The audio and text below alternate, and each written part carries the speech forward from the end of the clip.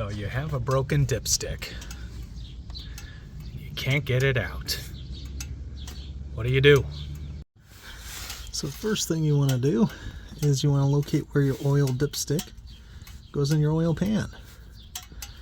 And there should be, if you follow it, there should be a bolt all the way up where the connects to a header bolt.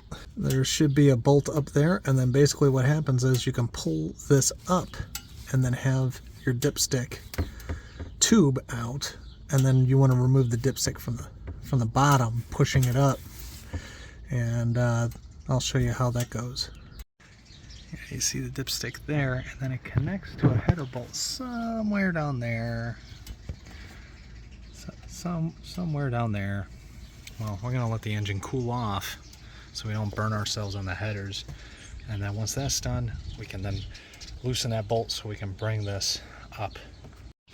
So took a little bit of maneuvering, but what I did was I loosened the 10mm over here, and then literally just pulled this tube straight up and out. You see our dipsticks here, so now we can push this through.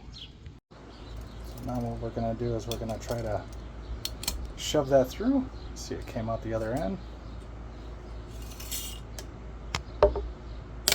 Alright, now we just got to clean this up. Gross. So now that that's all cleaned up, now we're going to reinstall the tube and put in the new dipstick. And then what you want to do is match up the length just to make sure that everything is kosher down to the base, just like the right size. Okay, now stick that in there. Oh, lovely. Once you have everything tightened back up, I have a new 10mm nut down there because it was kind of stripped a little bit, so we added a different 10mm nut there. Surprisingly enough, one from a package from my fender hardware on the old IS300 fit the thread for that. So with that said, I guess you can say that this has 2J parts in it. This is working and easily now. It feels so good to just do that instead of struggle with it.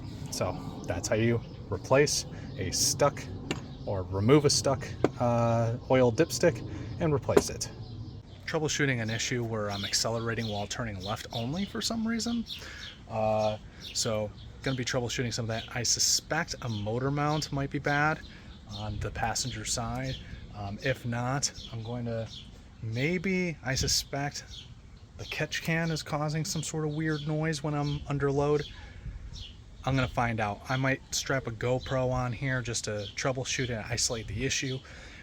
If I find out what is going on, I will make a video about it, so stay tuned.